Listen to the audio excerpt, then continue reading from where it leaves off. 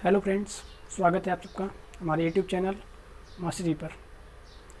आइए आज हम सीखते हैं गणित में जो भी चिन्ह हैं उनका कैसे क्या होता है, कैसे जोड़ने घटाने पर वो कैसे रिजल्ट देते हैं, कैसे उनका आंसर आता है। तो सबसे पहले बेसिक अगर आपको ये नहीं पता है तो सबसे बड़ी गलती हमारी इसी में होती है। तो आइए आज हम ये सीखते हैं, उसके बाद इस पर हम बेस्ड एग्जाम्पल्स देखेंगे, फिर उसके बाद हम आगे बढ़ेंगे तो सीखेंगे इस पर बेस्ड क्वेश्चंस, ताकि इस तरह टॉपिक्स कोई क्वेश्चन हमारा गलत ना हो।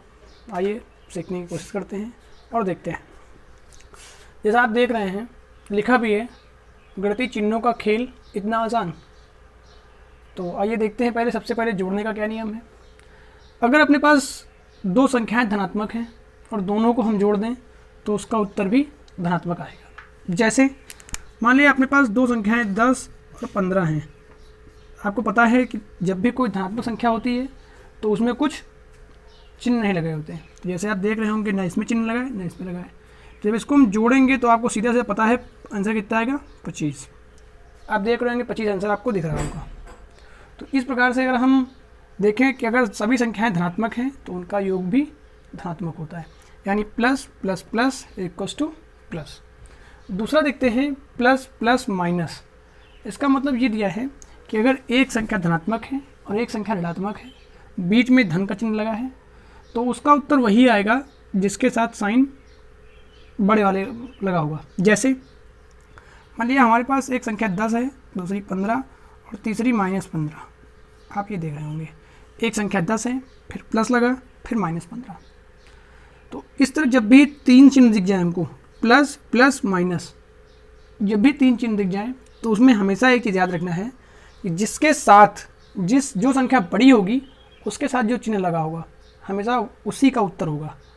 जैसे देखते हैं 15 माइनस का है, 10 प्लस का है, हमेशा माइनस होगा। लेकिन अगर 15 में हम 10 घटाएंगे तो बचेंगे 5, और माइनस लगा है 15 के साथ। 10 और 15 में बड़ी संख्या 15 है, तो जब 15 बड़ी है तो जो 5 बचा वो माइनस का होगा, क्योंकि 15 के साथ माइनस लगा है। नहीं समझ आया तो फिर से देखें।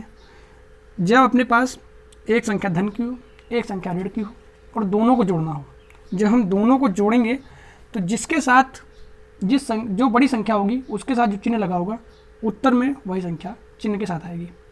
जैसे 10 प्लस का है, 15 माइनस का है, बड़ा 15 है, तो ये तो श्योर हो गया कि यहाँ घटाएंगे।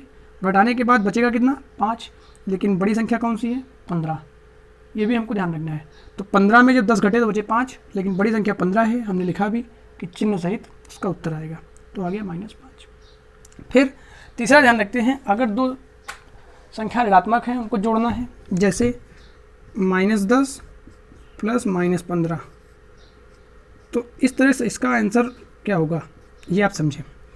दोनों संख्याओं को हम जोड़ेंगे, दोनों संख्याओं को हम जोड़ेंगे, जब जोड़ेंगे तो आएगा 25 आएगा। लेकिन दोनों संख्या माइनस की हैं तो माइनस लग जाएगा। इस प्रकार से ये जोड़ने का नियम है। अब चलिए देखते हैं घटाने का नियम।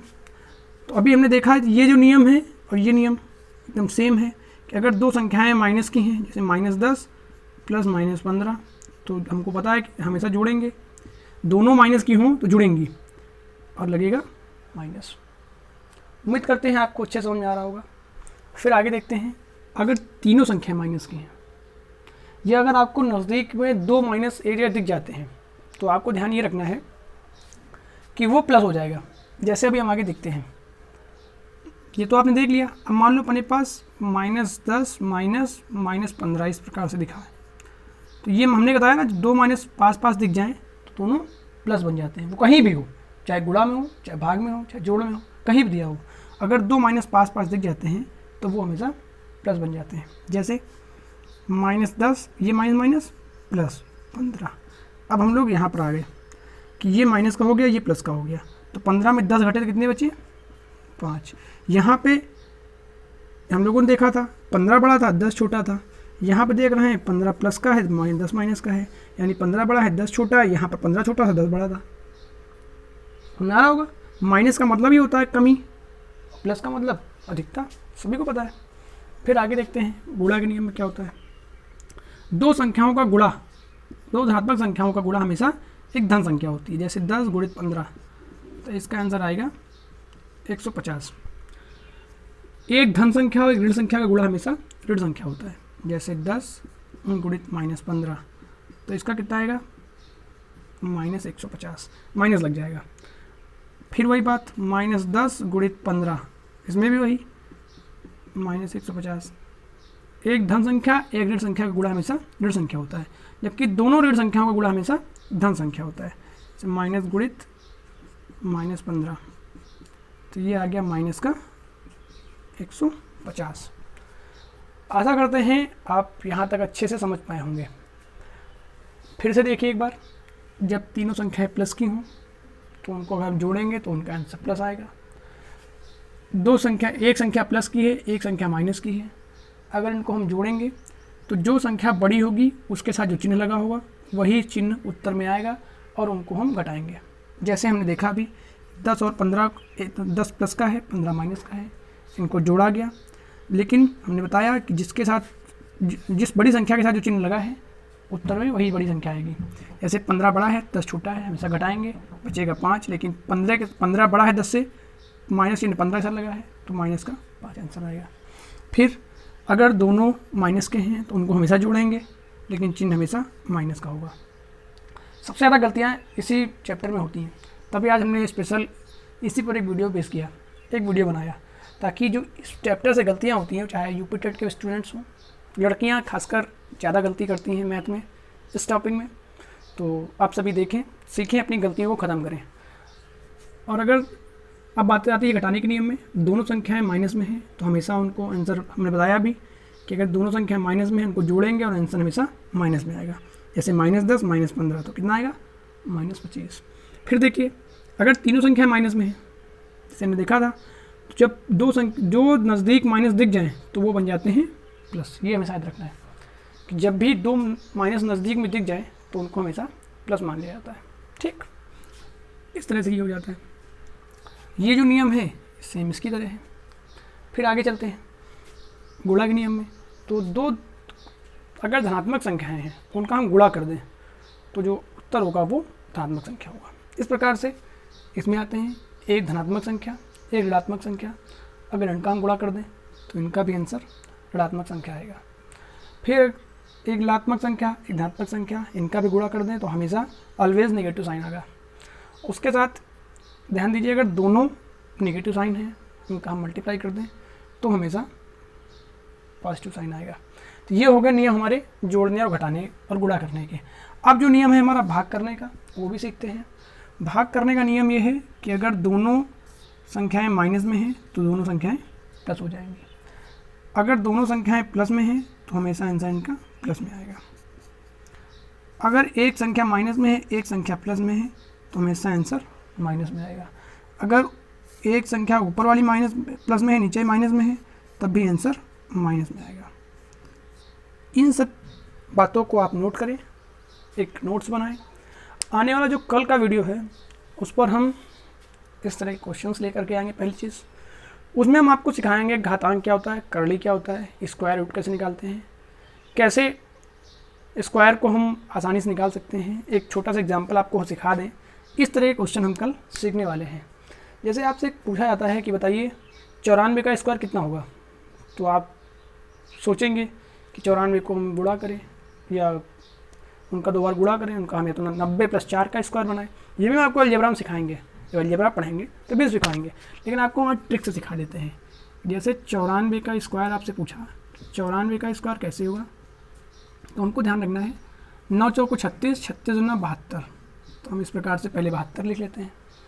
फिर हमेशा ध्यान रखना है कि इन दोनों का स्क्वायर निकालते हैं। जैसे 9 का स्क्वायर 81 और 4 का स्क्वायर 16, आपके पास है कितना 72, तो एक संख्या इधर छोड़ देंगे एक संख्या इधर छोड़ देंगे और 72 यहाँ पर प्लस कर देंगे। अब जोड़ लें 6 3 7 1 8 और ये 8। 94 का स्क्वायर आप निकालें, देखिए यही आंसर आ रहा होगा। तो इस तरह से अगर आप देखें कि हम 87 का स्क्वायर निकालें तो 87 के स्क्वायर में भी यही नियम लगाएंगे। 87 के लिए यानी 87 का स्क्वायर तो 8 7 56 दूना 112, इस प्रकार से आ गया। 8 का स्क्वायर होता है 64, 7 का स्क्वायर होता है 49।